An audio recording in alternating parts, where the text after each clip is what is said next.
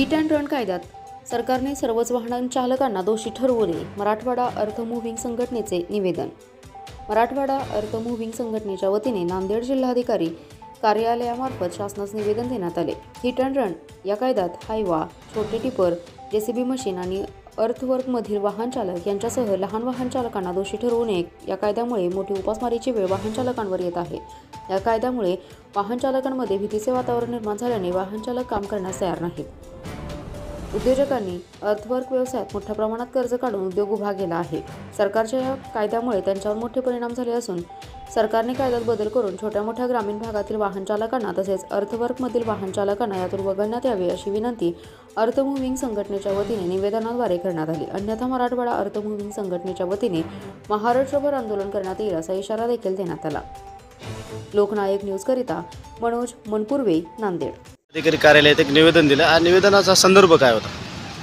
निवेदनाचा संदर्भ हा होता, केंद्र शासनाने जो हिट अँड रनचा जो कायदा बनवला आहे त्याच्यामध्ये ड्रायव्हरसाठी जो म्हणजे बंधनकारक केले की त्यांच्या हातनं कुठलाही ॲक्सिडेंट, अपघात वगैरे काही झाला तर त्यासाठी त्यांना जे शिक्षा व दंड आकारण्यात आलेला आहे त्या संदर्भामध्ये आज आम्ही नांदेड येथील जिल्हाधिकारी कार्यालयामध्ये मराठवाडा अर्थ मूव्हिंग संघटनेतर्फे निवेदन दिलेलं आहे. त्यामध्ये आम्ही असं सांगितलं आहे की शासनाकडे ही मागणी आहे की हा जो कायदा आहे हा कायदा फार कठीण आहे व ड्रायव्हरांना न सोसवणारा कायदा आहे.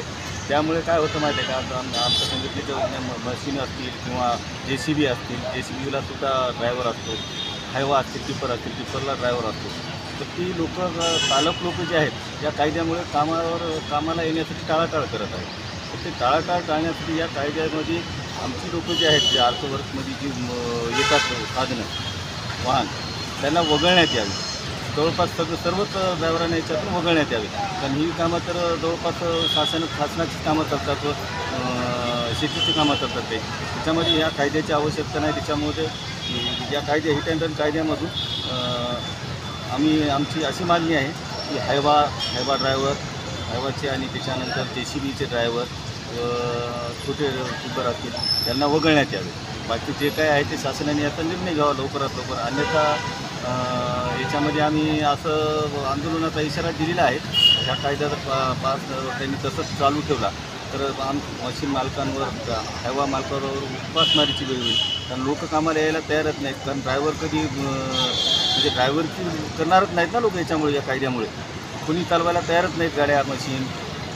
त्याच्यासाठी शासनाने आता विचार करावा. या कायद्यामुळे नक्की परिणाम झाला असं वाटते का? 100% खूप मोठा परिणाम झालेला आहे. कारण आज वाहन चालवण्यासाठी चालक मिळत नाहीत साहेब आम्हाला.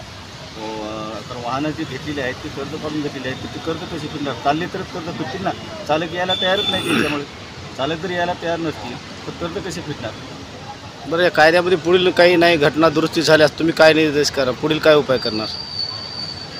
नाही झाल्यास कायद्यामध्ये उपाययोजना जर शासनाने नाही केल्या तर आम्ही संपूर्ण महाराष्ट्रभर आंदोलन करू.